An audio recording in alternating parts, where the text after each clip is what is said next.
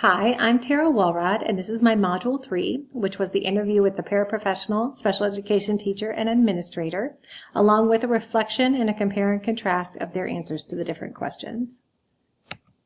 First and foremost, I just asked about their educational experience to kind of start each interview. That way I can know where they're coming from. Our current administrator was a school psychologist for 10 years before becoming an administrator and has been an administrator for 2 years. Our special education teacher has been with us for 3 years, and she has worked with students with learning disabilities, emotional needs, behavioral needs, and students with autism. And her caseload includes kids kindergarten through 5th grade. And the paraprofessional that I interviewed talked about she'd been with us at our school for 4 years, and before that had worked in the Shawnee Mission School District for 2 years, and works most of the time with students who are autistic. However, most of them are on grade level. Her role is to work more on behavioral and social goals. So the next question was about child find procedures, which was interesting because the administrator and the special education teacher's answers were very similar. Both of them knew the child find process extensively well and how it works in the IEP process. Whereas the paraprofessional, not as much, didn't know really how the process worked. Her only familiarity was with what she had read in the parent and student handbook or what we had discussed at staff meetings when looking at the parent and student handbook, but really felt that was the only thing that she knew about the process. The other interesting thing was the administrator and special education teacher not only talked about the process, but they also mentioned transitions, the transition from early childhood into elementary school and elementary school into middle school and what that looks like in that process. What do you find the most challenging part of your role with regards to special education and why? Again, the administrator and the special education teacher had very similar answers. Both mentioned communication and that it's a challenging part to communicate with everybody, to all the staff, the paraprofessional, the regular education teacher, the special education teacher, the family, the administrator, all the people that work with the kids, and how it requires just a lot of attention to detail and making sure that that all happens. Whereas the paraprofessional talked about her most challenging role. At first she mentioned it was fun that she mentioned that it's the kids that she knows needs help, but are not necessarily on her caseload, or she can see in the classroom that need help that maybe aren't getting the help that they need. And then she just also mentioned that she doesn't always feel she has the tools that she needs. And that's a challenging part because when a child is struggling, whether it be academically, behaviorally, or socially, she really wants to be able to help them and doesn't always feel she has every tool in her toolbox that she needs, which does make sense because she's on the front line. She is right there working with that child for lots of time, sometimes lots of time in one day. So I know, I'm sure that can be very stressful. What is the most rewarding part of your job when dealing with special education students, parents, and other teachers, and why? This one was fun because all three of them used the exact same word, which was growth. So progress, watching kids grow in areas was all of them, and being a part of that was very important to all of them. The administrator focused more on the team approach, and the special education teacher talked about observing it and getting to be a part of it, and the paraprofessional also mentioned that. Because I think that is a very rewarding part, is when you see kids actually learning and, meeting their goals as they do. So I think that was awesome. What advice do you have on supervision of special education staff, including para, speech path, etc.? For this one, I felt like the special education teacher and the paraprofessional had similar answers. Both talked about reflection, both talked about debriefing and the importance of that, especially if there's been a difficult situation. Whereas the administrator talked more about communication, and it was really more in regards to training and supervising in her answer. So I felt like in this one, the para and the special ed were more similar, and the administrator was maybe a little bit different. How do you work effectively with parents of special needs children? For this one, all three of them, again, in comparing them, mentioned data.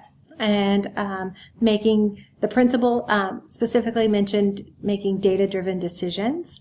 The special education teacher also talked about sticking to the facts or the data, especially when there are tough situations. And the paraprofessional talked about keeping a data sheet that goes home with the child or to the parent. And so I think that was an overall theme for this question. Also, as far as the paraprofessional, she talked that she really doesn't have a lot of interaction with parents. However, she does know that her data sheet she keeps every day goes home to parents. She doesn't always hear or see if they respond to it, or they will usually send their emails, or their responses will come back to the special education teacher. How do you work with regular education teachers with students with special needs? For this one, all three had very different answers, I felt like. The administrator really talked about the importance of the regular education teacher and understanding what their goals are for the student, kind of understanding their expectations and their perspective and where they're coming from.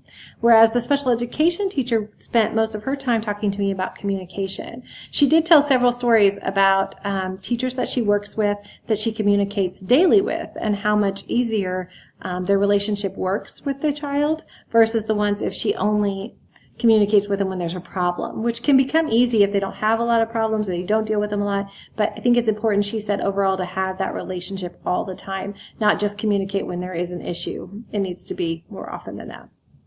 And the paraprofessional she really talked about following the lead of the teacher. She trusts the teacher, she's in their classroom, and she wants to be of help, not of hindrance. So she really talked about making sure that if the child has the opportunity to work with the teacher or things come about and the teacher's handling it, that she has no problem stepping back and working with other children or walking around the room or letting that, because that child shouldn't always be dependent on her. So I thought that was interesting as far as her work in the regular education classroom. What advice do you have for a first-year administrator? Well, for this one, the special education teacher and the paraprofessional's answers were very similar in that they want, for a first-year administrator, their advice was to communicate with the special education teacher, to really be part of it. And the paraprofessional talked about interacting with the classroom, interacting with the kids when they're in the resource room or when they're in the regular education classroom. That's really important, and to be the calming person, not to quit on them, but to know that things are going to get difficult, and when they do, to keep pushing through. The administrator for this specific question spent all her time talking about relationships and putting people first. That if you make sure and build those relationships, then when things happen, you're going to have that trust with the parent, with the special education teacher, with the regular education teacher, with the paraprofessional, with the student. So she spent a lot of time talking about her advice being all about relationships. Oh, and she also mentioned making things intentional.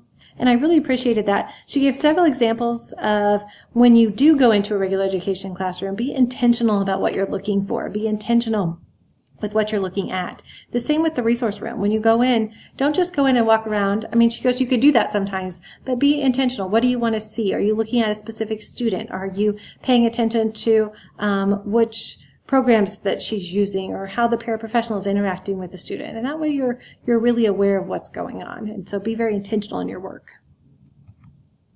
How do you describe the role of the special education teacher and the building principal? This one, the administrator and the special education teacher both had a lot to share. Both of them started out with talking big picture. So talking about making sure that they share a vision, making sure that they concentrate on the process. And the special education teacher, I love the way she put this: mentor and mentee, partner, supervisor, supervisee. So both of them talked a lot about big picture, but then they also talked about the details too, that it's very important that they're following guidelines, that the rights of parents are being followed, the rights of students are being followed. So both of them in their role talked about the big picture and being on the same page, and then also when it comes to the details too, that it's important to be on the same page. The paraprofessional, on the other hand, she really talked about the day-to-day stuff. And I think she said that the principal needs to be involved in what's going on day to day, not just when there's a big issue or a big problem or a parent complaint, but being there for the day-to-day stuff so she knows what goes on in that classroom. She even did talk about how the resource teacher has a meeting every single morning with all her students and how meaningful that is. So having the administrator stop by that meeting and be there to hear what the kids are hearing, so you know what's going on. And it's also a way for that special education teacher to make sure all those kids start out with a great day.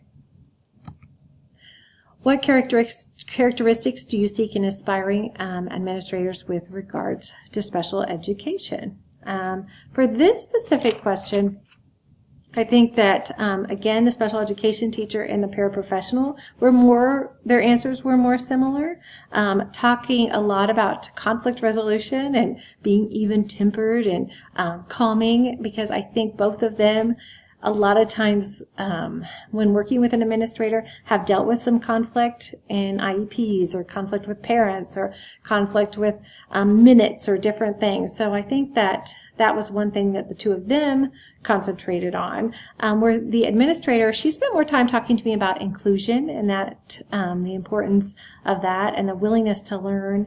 And then, of course, that team approach is so important, that you collaborate and communicate as a team.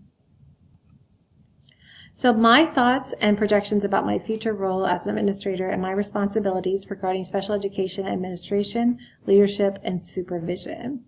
I broke each of these apart just a little bit of what I learned from the actual interviews and what I've observed from these three awesome people. So the special education administration, some things that really stood out to me was making sure procedures are followed, communicating with everybody, so being a good communicator and a collaborator, staying current on laws and regulations, staying current on the needs of